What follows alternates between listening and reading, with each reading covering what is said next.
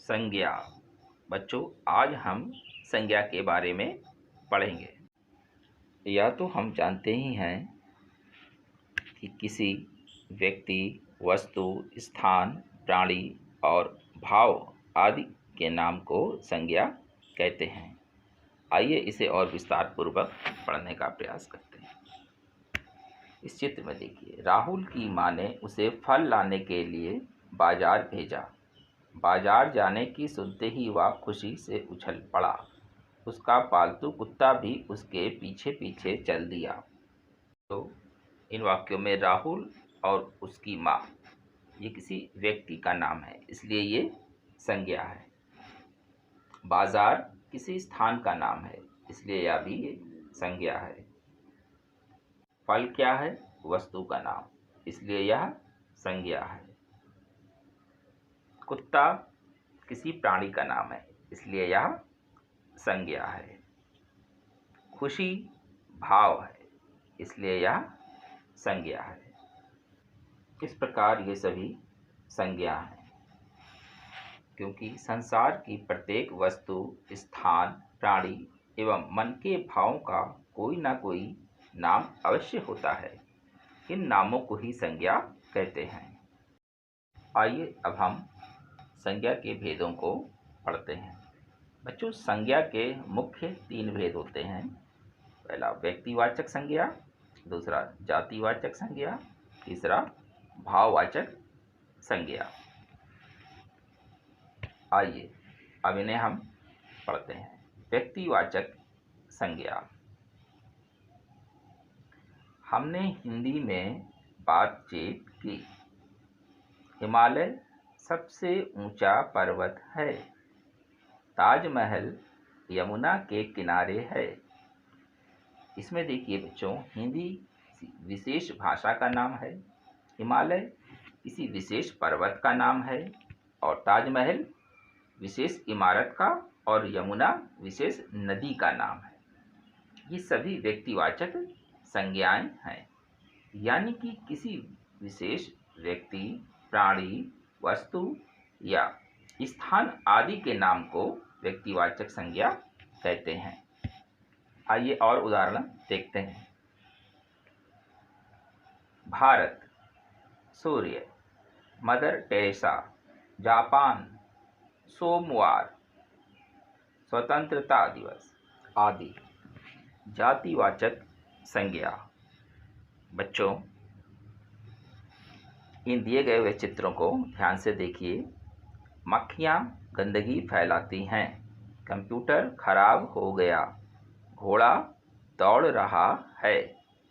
इन वाक्यों में मक्खियाँ, कंप्यूटर और घोड़ा शब्द किसी विशेष प्राणी या वस्तु की नहीं, बल्कि उनकी संपूर्ण जाति के बारे में बता रहे हैं। इसलिए ये जातिवाचक संज्ञाएं हैं, यानी कि जिस संज्ञा शब्द से किसी प्राणी, वस्तु या स्थान की संपूर्ण जाति का बोध हो, उसे जातिवाचक संज्ञा कहते हैं। आइए और उदाहरण देखते हैं।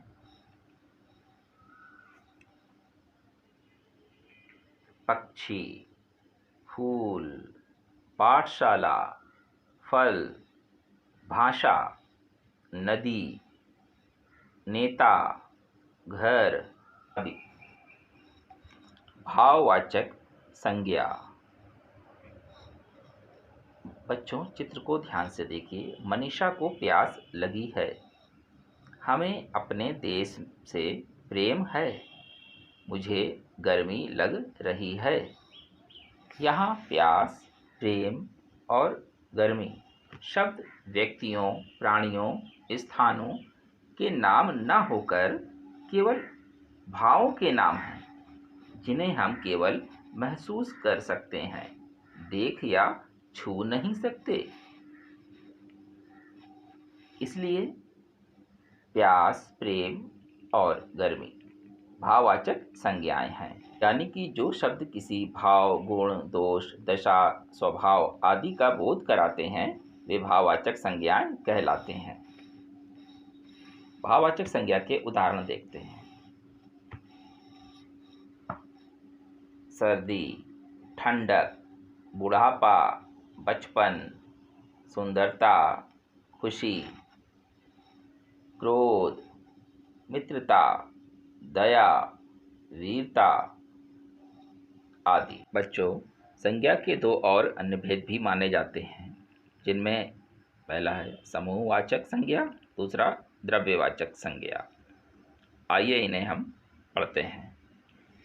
पहला, समूहवाचक संज्ञा। बच्चों, इन चित्रों को ध्यान से देखिए। भारतीय सेना आगे बढ़ी, बच्चों की टोली नाचती है, यहाँ कूड़े का ढेर लगा है।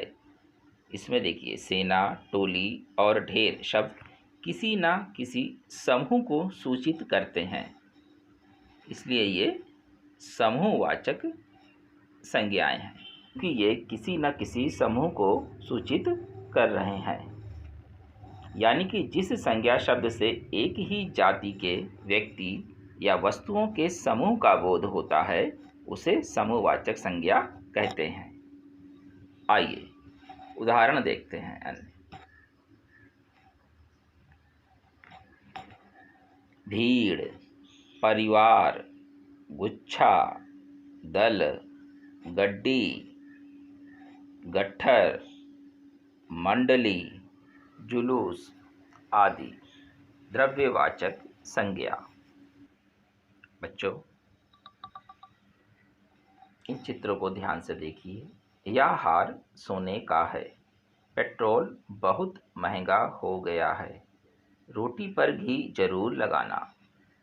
सोना, पेट्रोल और घी शब्द वैसे तो संज्ञा शब्द ही हैं, लेकिन हम गिन नहीं सकते, इन्हें नापना या तौलना पड़ता है।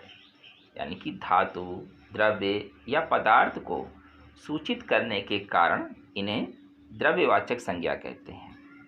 यानी कि जिस संज्ञा शब्द से किसी धातु, द्रव्य या पदार्थ का बोध होता है, उसे द्रव्यवाचक संज्ञा कहते हैं।